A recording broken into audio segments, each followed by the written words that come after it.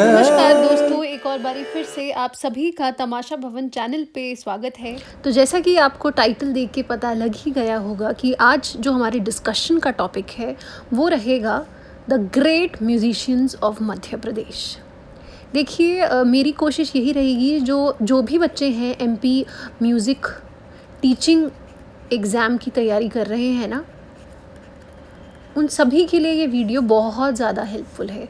और ऐसा नोटिफिकेशन आ चुका है कि 15 अप्रैल के बाद कभी भी एग्ज़ाम जो है वो हो सकता है, राइट।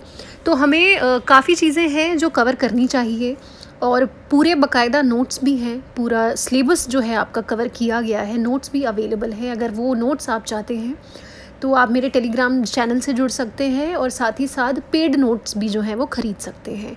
गिवन जो नंबर आ रहा है ना स्क्रीन पे, वहाँ पे आप कांटेक्ट करेंगे तो आपको पूरी डिटेल मिल जाएगी।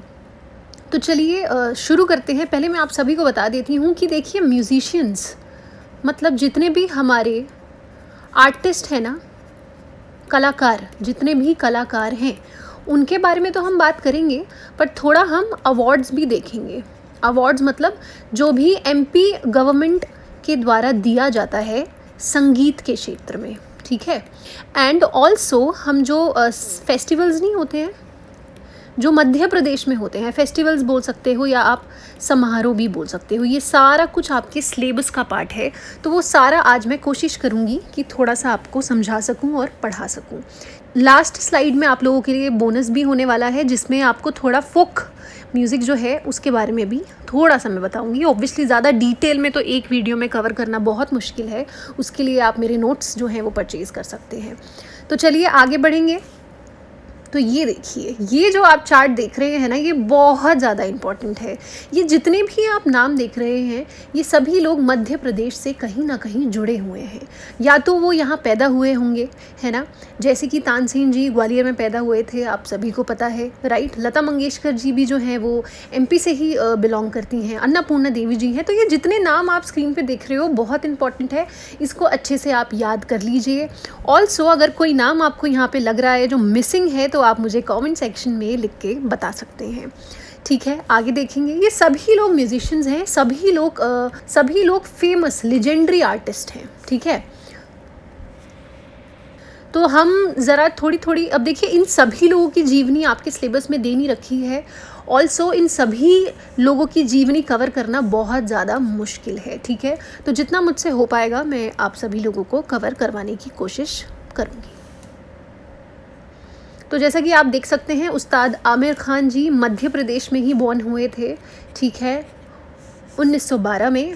इंदौर घराने से ये बिलोंग करते हैं। 15 अगस्त को ये पैदा हुए थे, ठीक है। इनके पिताजी का नाम है शामिर खान, ठीक है, जो कि एक वायलिन और सितार इंस्ट्रूमेंट के प्लेयर रह चुके हैं, ठीक है। कहाँ पे? होलकर कोट में ये वहाँ पे वादक थे।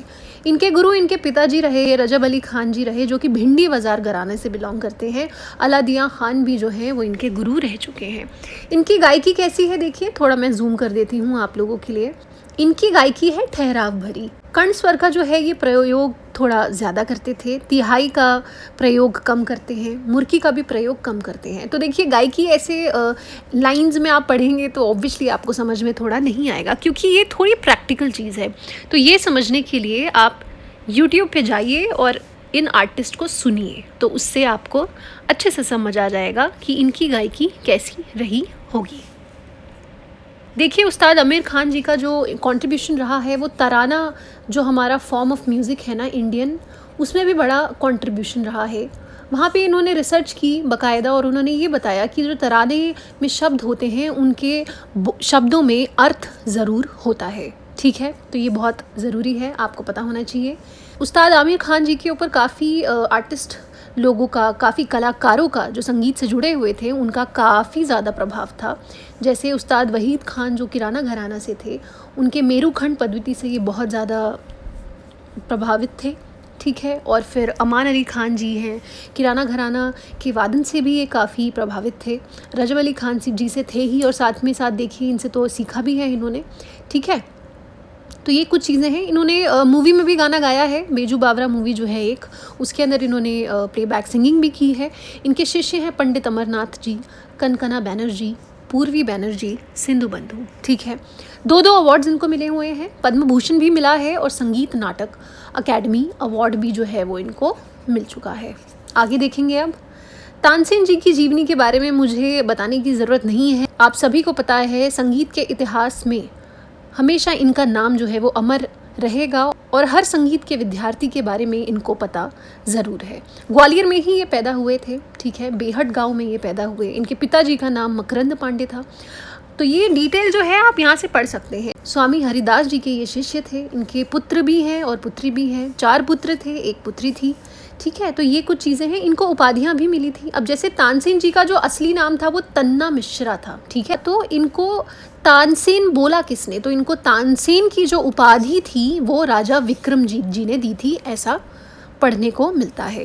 कंठ भरण वाणी विलास का भी एक जो खिताब है वो अकबर जी ने इनको दिया था। कौन से परंपरा से ये जुड़े हुए हैं, संबंधित हैं? सेनिया घराना से और ध्रुपद की गौबरहार बानी से, ठीक है।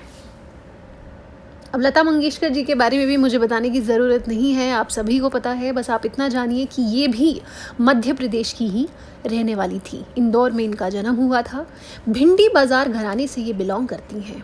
तो अगर कभी ये क्वेश्चन आएगा तो ये आपको पता होना चाहिए, ठीक है। किशोर कुमार जी के बारे में भी देखा जाए तो इनके बारे में काफ़ी स्टोरीज़ हैं। तो जो मेन चीज़ें हैं वो आप बस इतना जानिए कि मध्य प्रदेश में ही ये पैदा हुए थे, खंडवा नाम की जगह पे। एक्टर हैं, सिंगर भी रह चुके हैं, कंपोज़र भी हैं। मतलब गाना तो ये गाते ही थे, साथ ही साथ कंपोजिंग भी करते थे और एक अच्छे एक्टर भी थे। फिर देखिए विदुषी अन्नपूर्ण देवी जी के बारे में हर कोई जानता होगा। सूरबहार वादिका ये रह चुकी हैं। मध्य प्रदेश के मेहर कस्बे में इनका जन्म हुआ। 23 अप्रैल को ये पैदा हुई थी 1927 में। इनके पिताजी का जो नाम है वो अलाउद्दीन खान जी है। इनके बारे में आप सभी लोगों को पता होगा। ये मेहर घराने के संस्थापक भी रह चुके हैं, अलाउद्दीन खान जी, ठीक है। उन्हीं की बात यहाँ पे हो रही है। इन्होंने पहले विदुषी अन्नपूर्ण देवी जी ये सितार ही बजाती थी, बट उन्होंने सितार इसलिए छोड़ दिया क्योंकि सितार पे कहीं ना कहीं ध्रुपद अंक के जो आलाप थे वो नहीं बजाए जा सकते थे, और यही एक रीज़न था इन्होंने सूरबहार इंस्ट्रूमेंट जो है वो प्ले करना शुरू किया। ये घराना परंपरा को बहुत ही ज़्यादा बढ़ावा देती थी, जैसा कि यहाँ पे लिखा हुआ है। ये देखिए इनके शिष्य में ये 2 नाम सामने आते हैं और ये सारा अवार्ड जो है इनको मिला हुआ है। कब मिला है ये ज़रा इम्पॉर्टेंट है, तो आप प्लीज़ इसको याद ज़रूर कर लीजिएगा। उस्ताद अब्दुल हलीम ज़ाफ़र खान जी के बारे में, इनका भी जन्म एमपी में हुआ था। ये एक सितार और जल तरंग वादक हैं। हलीम अकेडमी ऑफ सितार का भी इन्होंने कहीं ना कहीं निर्माण किया था बॉम्बे में 1976 में। सिनेमा में भी इन्होंने काम किया है, मतलब अपना जो म्यूज़िक है वो दिया है, जैसे परवाना मूवी में, मुग़ल आज़म मूवी में, है ना। तो और भी ऐसी मूवीज़ हैं। ऐसा भी बोला जाता है कि ज़फ़र खानी गथ का इन्होंने निर्माण किया। इसके लिए थोड़े मतभेद भी मैं बोलूँगी आपको, क्योंकि इनके जो पिताजी थे, ऐसा बोला जाता, इनके पिताजी का नाम था ज़फ़र खान, तो ये भी बोला जाता है कि उन्होंने किया था, पर कुछ लोग इनका भी नाम देते हैं, तो ये थोड़ा मतभेद है। तो ये देखिए ये सारे अवार्ड्स इनको मिले हैं। इनके गुरु जो थे वो एक नहीं थे। जैसे इनके पिताजी तो देखिए, जैसा मैंने बताया, ज़फ़र खान जी तो इनके पिता थे, वो भी गुरु थे। उस्ताद बाबू खान जी भी थे और श्री महबूब खान जी भी थे।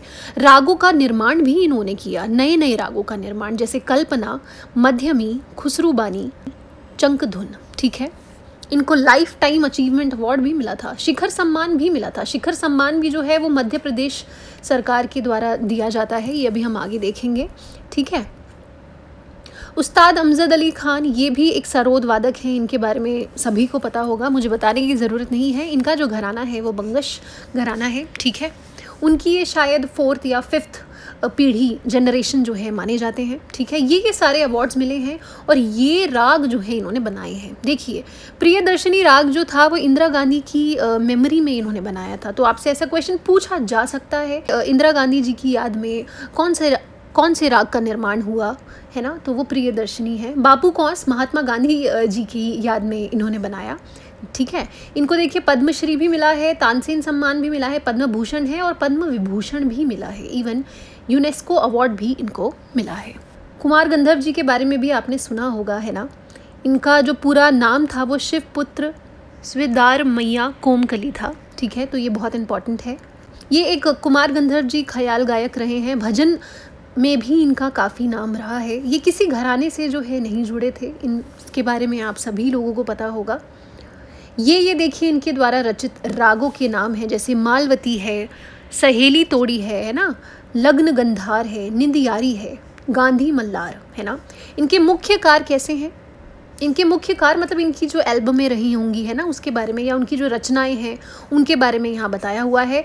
इनकी रचनाओं का एक संकलन मिलता है, एक ग्रंथ मिलता है जिसका नाम है अनुपराग विलास, ठीक है। तो अब हम थोड़ा सा अवार्ड्स के बारे में भी देख लेते हैं, जैसा कि मैंने आपको बताया। तो देखिए मध्य प्रदेश सरकार के द्वारा संगीत के क्षेत्र में जो सम्मान है ना, जो अवार्ड्स जो मिलते हैं वो कौन कौन से हैं उनके नाम देखते हैं। तानसेन सम्मान है, कालिदास सम्मान है, लता मंगेशकर सम्मान है, कुमार गंधर्व सम्मान है, किशोर कुमार सम्मान है और शिखर सम्मान है। ये सब इनका इवन पूरा एक लिस्ट भी है ना, किसको कब क्या अवार्ड मिला, कौन से वर्ष में किसको तानसेन सम्मान मिला या कालिदास सम्मान मिला, ऐसे करके भी आपसे क्वेश्चंस पूछे जाते हैं। तो जैसा कि मैंने आपको बोला है, पेड नोट्स अवेलेबल हैं, अगर आप चाहते हैं तो आप मुझे व्हाट्सएप पे कांटेक्ट कर सकते हैं।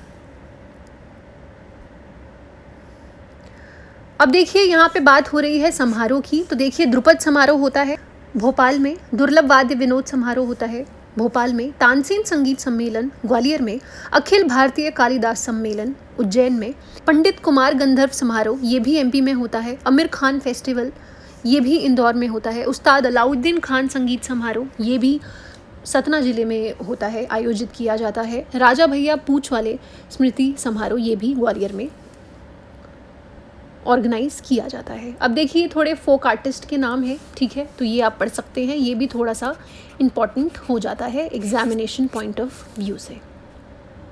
ये देखिए ये रहा वो बोनस। ये देखिए मध्य प्रदेश के जो लोक संगीत की बात में यहाँ पे मैं कर रही हूँ, तो ये सारा पूरा चार्ट बहुत ज़रूरी है। जैसे ये फोक सॉन्ग हो जाएंगे, है ना, लोकगीत में आते हैं फाग गीत, पंडवानी, आदा और सूवा गीत, आल्हा गीत, भगोरिया गीत, ये सारे गीत बड़े इंपॉर्टेंट है। वैसे ही लोक नृत्य, फोक डांस भी जो है वो बहुत इंपॉर्टेंट है, ठीक है। फिर फोक इंस्ट्रूमेंट तो इम्पॉर्टेंट है ही।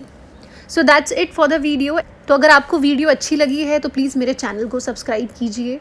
और भी मध्य प्रदेश में जो अभी एग्ज़ामिनेशन होने वाला है म्यूज़िक का, टीचिंग का, उससे रिलेटेड वीडियो मैं और भी लेके आऊँगी चैनल पे। तो अगर आप न्यू हैं इस चैनल पे तो प्लीज़ चैनल को सब्सक्राइब कीजिए, वीडियो को लाइक कीजिए और ज़्यादा से ज़्यादा शेयर कीजिए, और मेरे टेलीग्राम चैनल से भी जुड़ जाइए। Thank you.